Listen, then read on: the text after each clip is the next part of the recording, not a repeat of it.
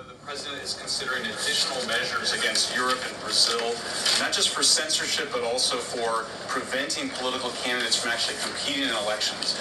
We've now seen in Romania, France, and now Germany with Joachim Paul, efforts to basically just prevent candidates from being able to compete in elections. The president has shown some concern around President Bolsonaro, who's being prevented from running. All of this is coming in the context of increased censorship of online platforms, of American platforms, and efforts to censor Americans. I'm personally being investigated under criminal investigation with my Brazilian colleagues for publishing the Twitter Files Brazil. We're very grateful that the president has imposed Magnitsky sanctions on the judge. Is the president considering additional actions, given that it appears that they're going to end up with a conviction against President Bolsonaro, preventing him from running? Is he considering doing anything about this crackdown in Europe? I mean, it's shocking to see Joachim Paul, this mayoral candidate in Germany, the criminal indictment against him cites him, quote, saying that he loves the Lord of the Rings as reason why he's an extremist and shouldn't be able to run. So I just wonder if you could speak to that. And again, I'm grateful to be here. Nice to meet you all. And I'm grateful for what the Trump administration has done to push for free speech abroad. Well, thanks for being here, Michael. We appreciate it. Freedom of speech is arguably the most important issue of our time. It is enshrined in our Constitution, and the president believes in it strongly. He himself faced censorship in his road back to this beautiful Oval Office here in Washington, D.C., so he takes this very seriously, as does, I know, the Vice President of the United States and the entire Trump administration, which is why we have taken significant action with regards to Brazil in the form of both sanctions and also leveraging the use of tariffs to ensure that countries around the world are not punishing their citizens in this way. And at the same time, the president is, while he's leveraging the United States to safeguard our interests abroad, he's also making sure that freedom of speech remains here in the United States of America. So I don't have any additional actions to preview for you today, but I can tell you this is a priority for the administration, and the president is unafraid to use the economic might, the military might of the United States of America to protect free speech around the world. Quick follow-up to that? Sure. Quick follow-up, which is just, there was a Reuters story saying that the Trump administration was looking at this Europe-U.S. trade deal as one of the sticking points, this issue of the censorship, not just of U.S. platforms, of Americans. Do you have any updates on how those trade talks are going? And I also wonder if the president is concerned about NATO membership. NATO membership requires that you be a democracy and you have free speech. Is it possible that some of these actions that we've seen in Romania, France, and Germany would disqualify those countries from being in NATO after this? I have not heard the president discuss NATO membership in regards to this issue in particular, but I have heard him discuss the issue of free speech and the importance of free speech with foreign leaders around the world, including the Prime Minister of the United Kingdom. When we were in Scotland, the president brought this up and how important it is for the Prime Minister to protect free speech in the UK and in various conversations with other world leaders. So he brings it up, and I think the entire world knows that this is a priority for the president of the United States. Gabe. Thank you, Caroline. Regarding the Israeli strike in Doha, how much time or how much of a heads up did the U.S. get, and does the president support the strike? Sure. Well, I have a statement to read for all of you with respect to the Israeli strike in Doha, and here it is. This morning, the Trump administration was notified by the United States military that as Israel was attacking Hamas, which very unfortunately was located in a section of Doha, the capital of Qatar. Unilaterally bombing inside Qatar, a sovereign nation and close ally of the United States that is working very hard and bravely taking risks with us to broker peace, does not advance Israel or America's goals. However, eliminating Hamas, who have profited off the misery of those living in Gaza, is a worthy goal. President Trump immediately directed Special Envoy Witkoff to inform the Qataris of the impending attack, which he did. The president views Qatar as a strong ally and friend of the United States and feels very badly about the location of this attack. President Trump wants all of the hostages in Gaza and the bodies of the dead released, and this war to end now. President Trump also spoke to Prime Minister Netanyahu after the attack. The Prime Minister told President Trump that he wants to make peace, and quickly.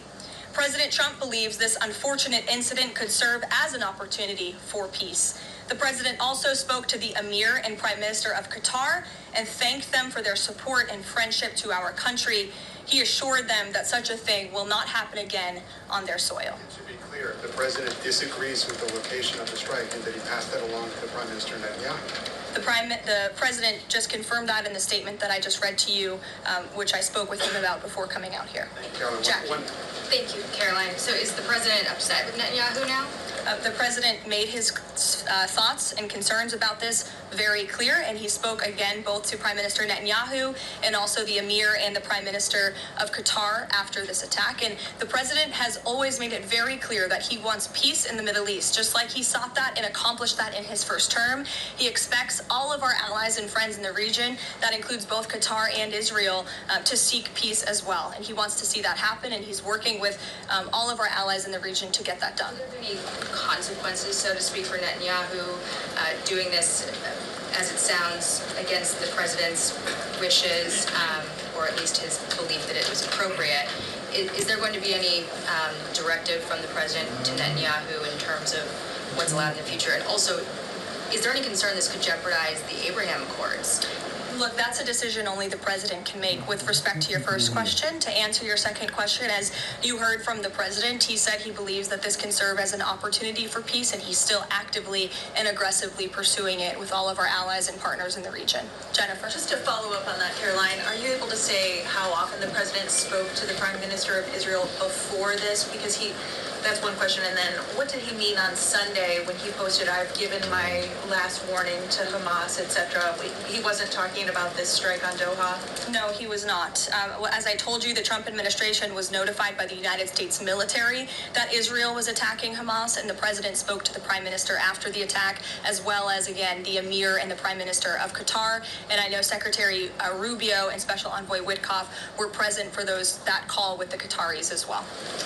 Reagan. Thanks, Caroline. I have two questions for you on crime crackdown. Sure. Democrats have tried to argue that red states have higher crime rates while overlooking problems of high crime in blue cities. I'm wondering if the president would consider working with red state governors to fix high crime in blue cities like in Memphis, Tennessee. So first of all, I want to get to the premise of your question, Reagan, which is being pushed by Democrats, that there is crime in red states. Of course, there is crime in all states, but the crime in these cities is all in cities that are run by Democrats. If you look at the list of the top 20 high crime cities in the United States, every single one, with the exception of one in Louisiana, is run by a Democrat. And these Democrats have supported the same policies that I spoke about at the beginning of this briefing, like cashless bail. If you look at a red state, Mississippi, but a Democrat-run city in that state, Jackson, in 2019, Jackson, Mississippi, eliminated cash bail for virtually all misdemeanor cases. And while Jackson is not formally a sanctuary city, the state of Mississippi formally banned sanctuary cities, and this city has acted as a de facto sanctuary city for criminals and illegal aliens since 2017. Same thing, Birmingham, Alabama, a Democrat-run city in a red state. In 2017, the Birmingham City Council unanimously passed a resolution, quote, committing to establish sanctuary policies. So if you actually look at the facts from these Democrat-run cities, these are cities that are run by Democrats and by by members of the Democrat Party. These are blue cities, and they have all supported these disastrous policies which allow repeated career criminals back onto the streets to further commit acts of violence. And so to answer your question, yes, the president wants to work with anyone across this country who wants to end these horrible policies and to bring law and order to our streets. And I think that is proven by his tremendous cooperation with the mayor of Washington, D.C. and our nation's capital. And just look at the results of that. And I do have some updates for you on the D.C. crime crackdown if anyone is interested. There have been a total of 2,177 arrests made since the start of the operation on August 7th. Just last night, there were 57 arrests made in Washington, D.C. Of the 57 arrests, there were 14 illegal aliens who were arrested, many of whom had prior criminal histories. And other arrests just last night in our nation's capital, so you all can be very grateful for this. Our great men and women of law enforcement, both federal and local, working together as they should, made an arrest on a warrant for assault with the intent to kill. The subject shot 2 adult males after an altercation. They made an arrest on a warrant for an armed carjacking. The subject assaulted an adult male in the face with a firearm and then took his keys. We also made an arrest on a warrant for simple assault and the destruction of property and subsequently charged with second-degree theft. Last night in D.C., there was an arrest for possession of a controlled substance with second-degree theft. There was an arrest for possession of a controlled substance with the intent to distribute that subject. The person is also a subject of interest in a homicide and a carjacking.